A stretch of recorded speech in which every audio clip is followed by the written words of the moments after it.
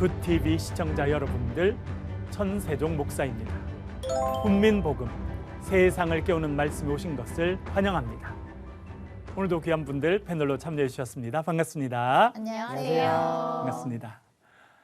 지난 시간에는 보는 것이 삶이 된다, 그런 제목으로 같이 말씀을 공부했습니다.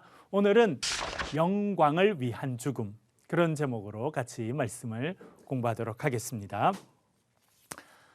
여러분, 죽음이라고 하는 단어를 들으시면 어떤 이미지가 좀 떠오르십니까? 죽음 하면 어떤 이미지, 어떤 단어가 연결되나요? 어둠, 무섭다, 슬픔. 네. 그렇죠. 주로 죽음이라고 하는 자체가 대단히 슬프고 힘든 일이니까 좀 부정적인 단어와 쉽게 연결됩니다. 그런데 이 죽음이라는 단어와 영광이라고 하는 단어가 연결되는 그런 일이 성경에 있습니다. 오늘 어떻게 그렇게 연결되는지 한번 살펴보도록 하겠습니다. 먼저 우리 요한복음 11장으로 가셔서 우리 1절 먼저 한번 읽어보겠습니다. 장혜원님.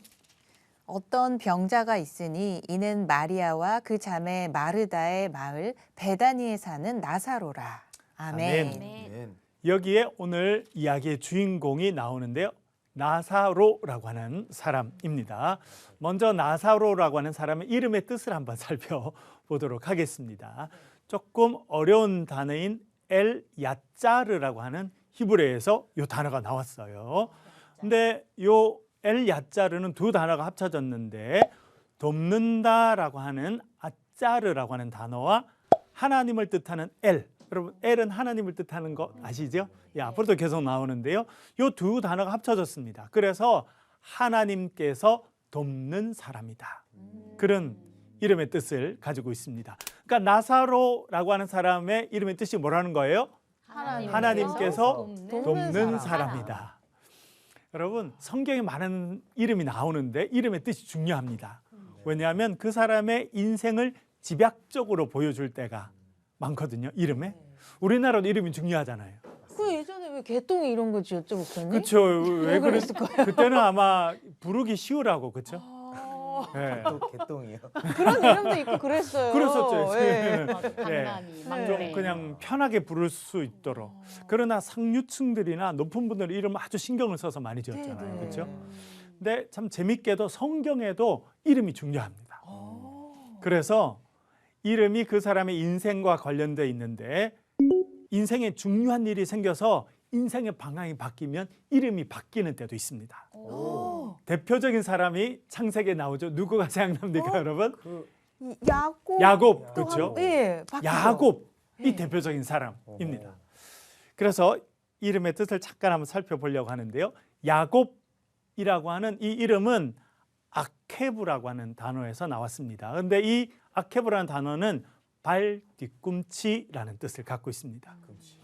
여러분, 성경에도 보면 야곱은 쌍둥이죠. 네. 형이 있죠. 형 이름 뭡니까? 에서죠. 근데 성경 보니까 이 쌍둥이가 줄줄이 태어났는데 둘째 야곱이 어떻게 하고 태어났다는 겁니까? 형 에서의 발 뒤꿈치를 잡고 태어났다는 거예요. 그래서 이름이 야곱이 됐다고 생각이 듭니다. 그래서 말 자체가 발 뒤꿈치를 잡은 자라고 하는 뜻인데 그 당시에는 발 뒤꿈치를 잡는다라고 하는 표현은 뭐와 같이 쓰였냐면 남을 속인다. 속인다. 예. 그래서 야곱이라는 이름 자체가 발 뒤꿈치를 잡은 자이면서 동시에 어떤 의미를 갖고 있다는 겁니까? 남을 속인다, 그런 의미를 갖고 있습니다. 그럼 결국 이름대로 삶을 살았네요. 그렇게 살게 된 거죠, 사실은. 이름 짓는 게 중요한데요, 그렇죠? 그래서 보면 실제로 형을 속이죠. 어떻게 속입니까? 그렇죠, 팥죽. 형이 사냥하고 돌아올 때 지치니까 팥죽을 딱 보여주면서 장자권을 나에게 팔아라. 그러면 내가 팥죽 한 그릇 주겠다. 그 당시 장자권은 엄청난 권한이었습니다. 그렇죠? 집안의 대부분의 재산을 물려받을 뿐만 아니라 특별히 영적인 축복권이 장자에게 있다고 생각했습니다. 그것을 받아내는 거죠. 그 다음에 그걸로 끝이 아닙니다. 나중에는 또 누구를 속이게 됩니까, 여러분? 아버지. 아, 그렇죠. 아버지 소식. 네, 아버지가 이제 나이가 많이 드셔서 앞에 잘 안 보이시니까 아버지가 형 에서를 특별히 사랑했어. 에서야 가서 사냥을 해서 맛있는 음식을 해오너라. 내가 그것을 마음껏 먹고 너에게 장자의 축복을 주겠다. 이렇게. 기도해 주겠다 했어. 그 이야기를 듣고 엄마랑 또 야곱이 이렇게 해서 야곱이 엄마가 해준 음식을 갖고 들어갔는데 문제는 뭐냐면 형은 아주 털이 많은 사람이고 이 사람은 털이 없었어요. 네. 그래서 어떻게 했다는 겁니까? 그렇죠. 염소의 털을 몸에 묻히고 그리고 형의 옷을 입고 들어가서 형인 척하고 아버지를 속인 거예요. 그리고 형의 받아야 될 장자의 축복권을 받게 됩니다. 어떻게 보면 속이는 일들을 지금 계속하고 살아간 것입니다. 그런데 형을 속이니까 형이 화가 났죠. 죽이려고 하니까 이제 도망가게 됩니다. 그렇죠. 그래서 어디로 도망갑니까? 밧단 아람이라고 하는 집, 자기 엄마의 남동생이 사는 집으로 가게 됩니다. 삼촌 집이었죠. 외삼촌 집으로 네, 가게 네. 되죠. 그런데 여러분 뛰는 놈 위에 무슨 놈이 있습니까? 나는 놈이 있죠. 네. 뛰는 놈이 야곱입니다. 나는 놈은 삼촌이 외삼촌인 거죠. 외삼촌은 심지어 20년 동안 속여 먹습니다. 그러니까 속이고 속임을 당하는 그런 인생을 야곱이 계속 살아갔던 겁니다. 그러다가 인생이 바뀌는 순간이 찾아오는데 그것이 야복 강가에서 씨름을 하게 됩니다. 그때 하늘에서 내려온 하나님의 사람과 씨름을 하게 되는데 그때 이름이 바뀝니다. 야곱에서 뭘로 바뀝니까?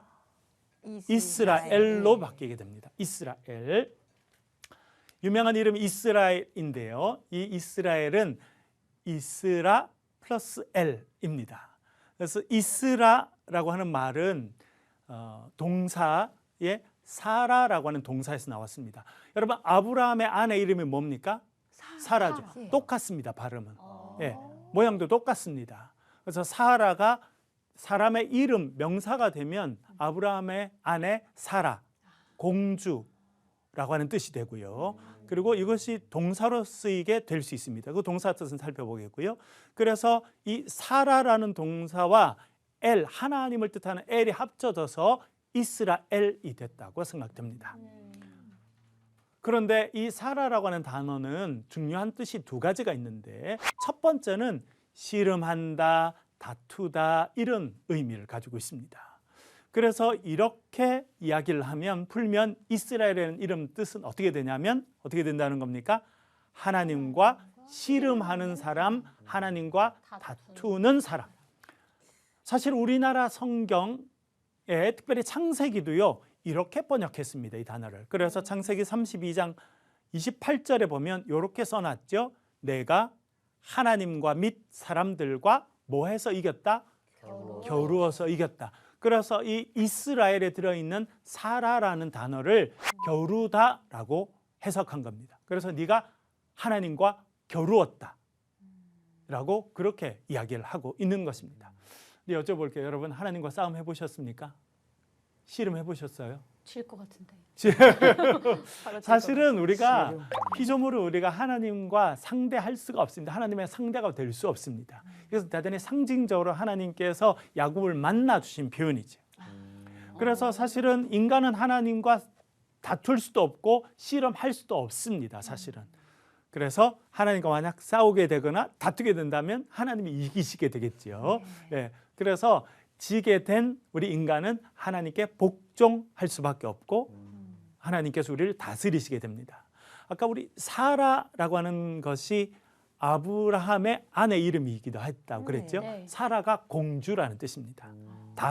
다스리는 여성이라는 뜻이죠. 그러니까 이 안에 벌써 다스린다, 통치한다 이런 의미가 들어 있습니다. 그래서 이스라엘은 또 다른 의미로서는 하나님께서 다스리시는 자, 하나님께서 통치하시는 자 그런 의미로 해석이 충분히 가능하게 되겠습니다. 근데 두 번째 이 사라라고 하는 단어가 갖고 있는 중요한 뜻이 있는데 그것은 끈질기게 계속한다라고 하는 의미를 가지고 있습니다. 그러니까 조금 하다가 멈추는 거 아니라는 거예요. 어려움이 있어도 끝까지 계속한다. 이것이 이 단어의 의미입니다. 그러고 보면요, 여러분, 야곱이 하나님의 사람과 씨름하는데 나중에 하나님의 사람이 야곱이 너무 이렇게 막 하니까 뭘 내리친다는 겁니까? 환도뼈, 이 엉덩이 부분을 세게 내리쳐요. 그러니까 다리를 절게 됐겠죠. 네. 그런데도 놓습니까? 안 놓습니까? 안 그만두지 않아요. 왜 그래요? 끝까지 하는 성격인 거죠. 한번 끝까지. 새벽쯤이 되니까 하나님의 사람이 뭐라 그러냐면 날이 밝으려고 하니까 나로 가게 해라. 나를 좀 놔줘라. 그랬더니 뭐라 말합니까?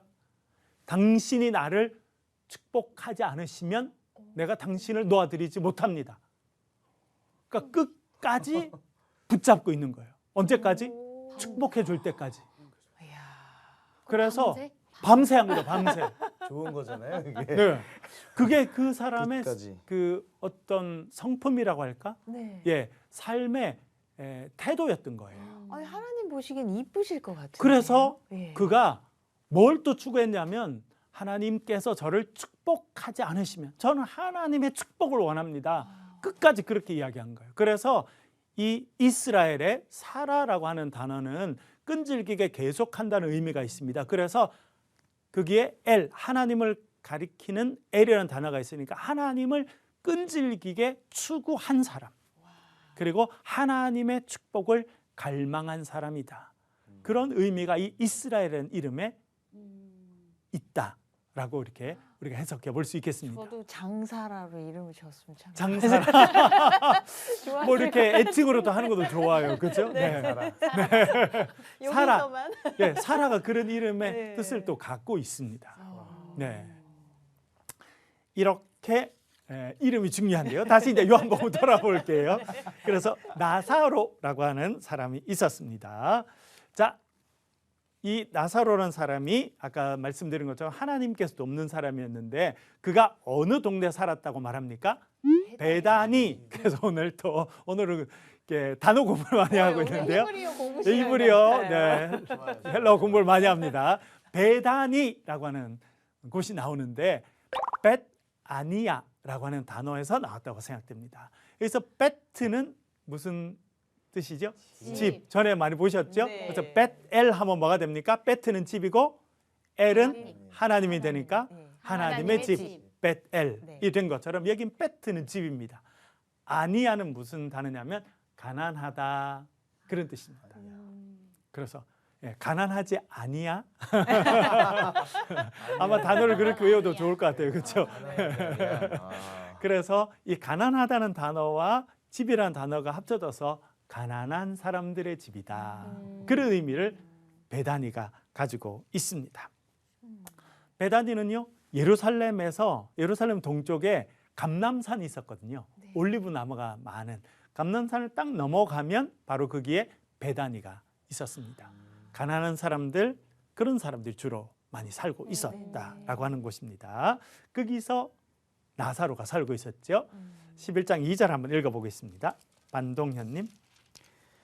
이 마리아는 향유를 주께 붓고 머리털로 주의 발을 닦던 자요 병든 나사로는 그의 오라버니더라. 아멘. 아멘. 나사로가 있고 여동생 2명이 있었는데 이름이 나오죠. 첫 번째는 마르다고 두 번째는 마리아입니다. 이렇게 딱 소개되자마자 요한은 어떤 이야기를 합니까? 이 마리아는 향유를 주께 붓고 머리털로 주의 발을 닦던 사람이다. 이렇게 이야기해 주고 있습니다. 그렇죠? 네. 예. 마치 우리는 지금 마리아를 처음 여기서 지금 대하는데 이 요한복음을 쓰고 있는 요한은 자기가 말을 해주는 이 청중들이 벌써 마리아 이야기를 다 알고 있다고 전제를 하고 있습니다. 그렇죠? 예, 여기 지금 나사로 이야기를 쓰는데 나사로 동생이 마리아잖아요. 그런데 여러분 마리아 이야기 다 알고 있죠? 예수님의 발에 향유를 붓고 머리털로 예수님의 발을 닦은 여자, 그기가 나사로 동생이에요. 이렇게 벌써 말을 하고 있는 겁니다. 근데 사실 우리 성경에 보면 우리는 지금 11장을 공부하고 있는데 12장에 가야 이 이야기가 나오거든요. 그렇죠. 좀 이상했어요, 예, 목사님. 이 이야기가 아직 나오지 않았는데 네. 요한은 이야기를 하고 있습니다. 그래서 잠깐 가서 읽어볼게요. 12장 3절 한번 읽어보겠습니다. 장미님. 네. 마리아는 지극히 비싼 향유 곧 순전한 나드 한 근을 가져다가 예수의 발에 붓고 자기 머리털로 그의 발을 닦으니 향유 냄새가 집에 가득하더라. 아멘. 예. 여기에 보면 마리아가 비싼 향유를 예수님 발에 붓지요. 예, 발에 붓는다 표시했습니다. 그리고 자기의 머리털로 그 발을 닦았다. 그래서 향유 냄새가 집에 가득했다라고 말합니다. 이 내용은 우리가 다음번에 조금 더 구체적으로 살펴보겠습니다만 이렇게 12장에 나오는 이야기를 벌써 요한은 11장에 마리아가 나오니까 이 마리아 말이에요. 그 예수님의 발에 향유 부었던 그 여인이에요 라고 이야기를 하고 있는 겁니다. 네, 그러면서 이 나사로가 병들었다 그렇게 말해주고 있지요. 우리 한번 읽어보겠습니다. 요한복음 11장 3절입니다. 장혜원님. 이에 그 누이들이 예수께 사람을 보내어 이르되 주여 보시옵소서 사랑하시는 자가 병들었나이다 하니. 아멘. 자, 여기 우리 나사로 이야기를 하는데 여동생 2명 마르다와 마리아 이야기도 하고, 그런데 이 나사로가 어떤 상태였다는 겁니까? 병든 상태. 병들었어. 아주 심각하게 병이 든 상태였다 그렇게 이야기해 주고 있습니다. 그래서 이 누이들이 사람을 보내요. 예수님께 사람을 보내서 뭐라고 말한다는 것입니까? 주여 오시옵소서. 그 다음에 뭐라고 불렀어요? 사랑하시는 자가 예, 병들었나이다. 사랑하시는 자. 누가 누구를 사랑한다는 겁니까? 예수님. 예수님께서 누굴 사랑해요? 나사로. 나사로를 사랑하신다는 이야기입니다. 예수님께서 사랑하시는 그 사람이 병들었습니다라고 전달해 준 것입니다. 여기에 사랑이라는 단어가 등장하는데 헬라어로, 오늘은 제 단어 공부를 많이 하고 있는데 헬라어로 사랑을 나타내는 단어가 한 5-6개 됩니다. 그중에 3개가 아주 유명합니다. 한번 볼게요. 사랑. 첫 번째 아가페 들어보셨죠, 여러분? 네. 어떤 사랑입니까? 하나님의 사랑. 사랑이고 무조건적인 사랑입니다. 우리 부모님들이 자녀에게 무조건적인 사랑을 베풀어 주는 것도 아가페 사랑이다. 하나님의 사랑의 모습이다. 그렇게 말할 수 있겠습니다. 두 번째는 에로스가 있습니다. 얘는 어떤 사랑이라는 거예요? 남녀 애인. 예, 애인 사이의 사랑이라는 거예요. 여러분 뭐 어떤 의미인지는 잘 아시겠죠? 네, 아주 육체적인 또 아주 그런 연인들 사이에 나누는 그런 사랑들을 포괄하는 것은 에로스라고 말하고요. 그리고 필리아라고 하는 단어가 있습니다. 필리아, 이것은 친구들이 나누는 사랑이고 또 친구들 간의 우정을 필리아라 그렇게 말합니다. 그래서 이 단어들은 앞으로도 이제 계속 좀 기억하면 여러분 도움이 되실 텐데요. 아가페, 하나님의 사랑, 에로스, 애인들 간의 사랑, 필리아, 친구 간의 우정, 이렇게 이것도 다 사랑이라 이렇게 표현하였습니다. 그런데 여기서 예수님께서 나사로를 사랑하셨는데 어떤 단어를 쓰고 있을까요?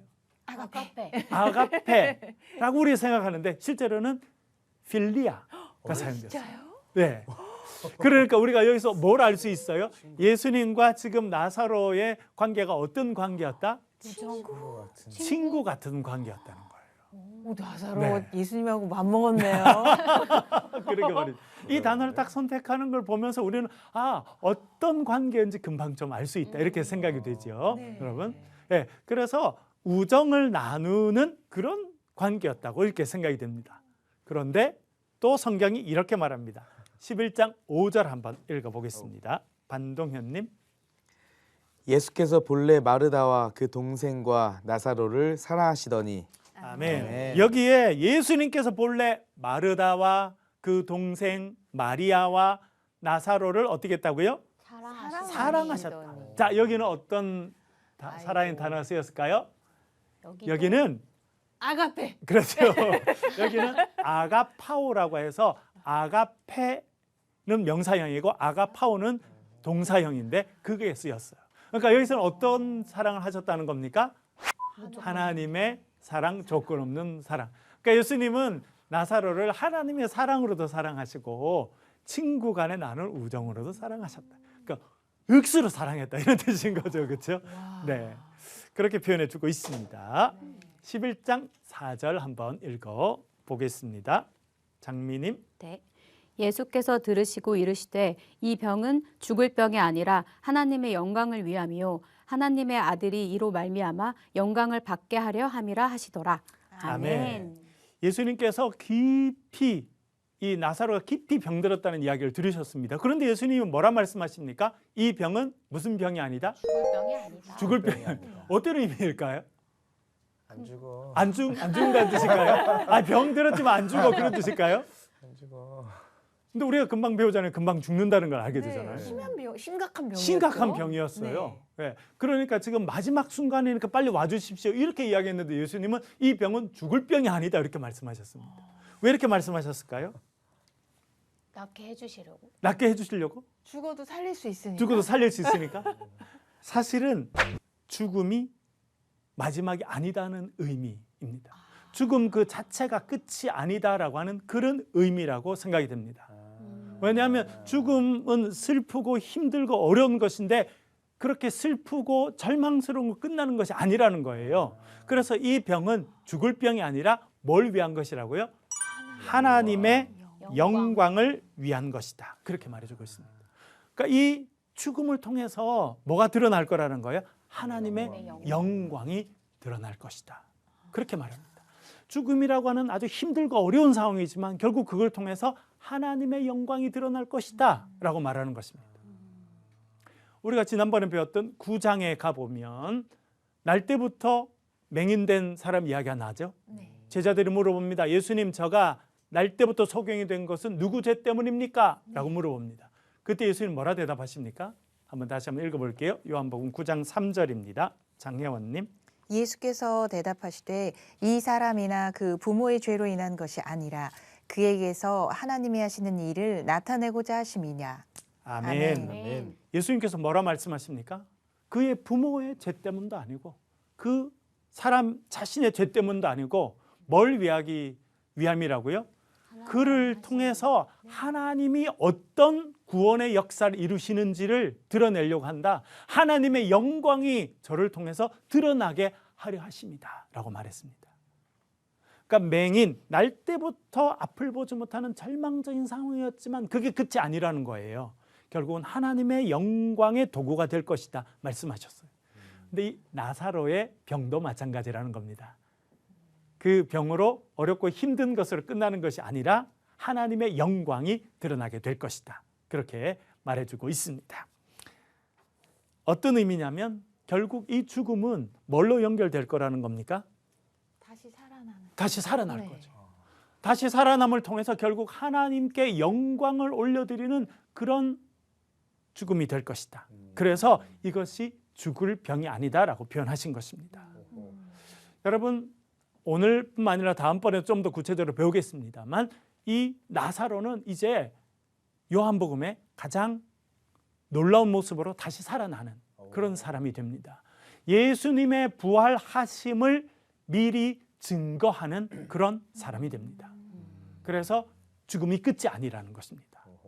이 죽음은 결국 하나님의 역사, 생명의 역사인 부활이 있음을 보여주는 그런 증거 역할을 하게 됩니다. 그래서 이 이야기를 또 사도 바울이 정리해 주는데요. 고린도전서 15장 42절부터 44절까지 한번 읽어보겠습니다. 반동현님. 죽은 자의 부활도 그와 같으니 썩을 것으로 심고 썩지 아니할 것으로 다시 살아나며 욕된 것으로 심고 영광스러운 것으로 다시 살아나며 약한 것으로 심고 강한 것으로 다시 살아나며 육의 몸으로 심고 신령한 몸으로 다시 살아나나니 육의 몸은 있은즉 또 영의 몸도 있느니라. 아멘. 아멘. 예. 이 고린도전서 15장은 부활에 대해서 가장 구체적으로 가장 신학적으로 정리해주고 있는 부분인데요. 죽은 자의 부활도 그와 같다. 그렇게 말하면서 썩을 것으로 심고 썩지 아니할 것으로 다시 살아난다. 그러니까 부활의 몸을 우리가 입게 될 겁니다. 죽음 이후에 우리가 그때 부활의 몸은 썩지 아니할 몸이다. 이야기해주고 있습니다. 욕된 것으로 심고 어떤 것으로? 그러니까 부활을 체험하는 자는 하나님의 영광에 동참하는 자가 될 거라는 거예요. 그래서 영광스러운 것이다 말했습니다. 약한 것으로 심게 되지만 강한 것, 우리의 부활의 몸은 아주 강한 몸이 될 것이다. 그렇게 이야기하고 있고요. 육의 몸으로 심고 우리의 지금 육의 몸을 우리가 다 갖고 있는 거죠. 그렇죠? 그러나 이 몸이 어떤 몸으로 바뀔 거라는 겁니까? 신령한 몸. 그것이 어떤 것인지 우리는 다 지금은 이해할 수 없습니다만 부활의 몸은 신령한 몸이 될 것이고 그래서 육의 몸이 있은즉 또 어떤 몸이 있다? 영의 몸이 있다라고 하는 것입니다. 예수님도 결국 십자가에 매달려 돌아가시게 되고 장사 지낸 바 되시지만 결국 3일 만에 어떻게 하십니까? 부활하시죠. 그 사건을 미리 보여주는 사건이 나사로의 사건입니다. 그래서 나사로의 죽음은 힘들고 어려운 일이지만 결국은 하나님의 영광이 드러날 그런 위대한 사건으로 예수님께서 만들어 주신다는 것입니다. 그래서 이 나사로의 죽음은 곧 하나님의 영광을 드러낼 사건이 된다. 그렇게 우리가 이해해 볼 수 있겠습니다. 성경은 진짜 알면 할수록 스토리가 탄탄한 것 같아요. 그렇죠. 모르는 걸 배우면서. 그리고 이 나사로가 죽게 되지만 슬퍼하지만 결국 다시 살아나게 되고 부활하게 됨을 통해서 말씀드린 것처럼 예수님께서 장사 지낸 바 되시고 무덤에 갇히시게 되지만 결국 어떻게 되실 거다? 예수님도 부활하실 것이다. 하나님의 영광에 이르게 되실 것이다 라고 하는 것을 미리 보여주는 사건이 나사로의 사건입니다. 그래서 이 죽음이 영광을 위한 죽음이다. 그렇게 할 수 있겠습니다. 오늘 공부를 여기까지 하겠는데요. 질문할 게 있으시면 저 질문. 저 궁금했어요. 아까 야곱이 이스라엘로 이름이 바뀌었는데 네. 나중에 이제 이스라엘이라는 이제 민족이 있잖아요. 그렇죠. 똑같은 뜻인가요? 그렇죠. 아, 예. 야곱이 이스라엘로 되고 이스라엘 야곱의 12아들이 뭐가 됩니까? 12지파가 되죠. 결국 이스라엘을 구성하는 12지파가 야곱의 아들들입니다. 그러면서 이 야곱에서 이스라엘이 된 이 이스라엘이 지금의 이스라엘 민족의 이름이 된 것이죠. 근데 사실 그때 나사로가 죽기 전에 살리실 수도 있었는데 네. 고쳐주실 수 있었는데 그렇죠. 그걸 다 기다리시고 그렇죠. 물론 신이시니까 네. 저희 생각과 감히 이제 비교할 그렇죠. 수 없지만 네. 그렇게 죽을 때까지 놔두시고 그렇죠. 기다렸다가 극적으로 하나님의 영광을 드러내시는 그 케이스마다 다 다르잖아요. 그렇죠. 어떤 사람은 또 아플 때 금방 맞아요. 살려주시기도 하시고요. 네. 참 심오한 것 같아요. 그러게 말입니다. 네. 금방 말씀해 주셨던 왜 예수님은 금방 안 가시고 기다리셨을까? 이는 우리가 다음 시간에 아, 네, 같이 배우도록 그렇게 해보겠습니다. 왜 기다리셨는지 어떤 심한 뜻이 있었는지 그러게 우리가 말이에요. 그 부분은 또 다음번 우리가 미리 또 예고를 해주셔서 감사하고요. 그렇게 다음 시간에 우리가 그 의미를 좀 살펴보도록 그렇게 하겠습니다. 오늘은 영광을 위한 죽음 그런 주제로 공부를 하였습니다. 그래서 다음 시간에는 오늘에 이어서 나흘이나 지난 제 시간 그런 제목으로 같이 공부를 해보도록 하겠습니다. 다음 시간에 우리 나사로 이야기를 좀 더 해볼게요. 오늘 함께해 주셔서 감사합니다. 수고하셨습니다. 감사합니다. 감사합니다.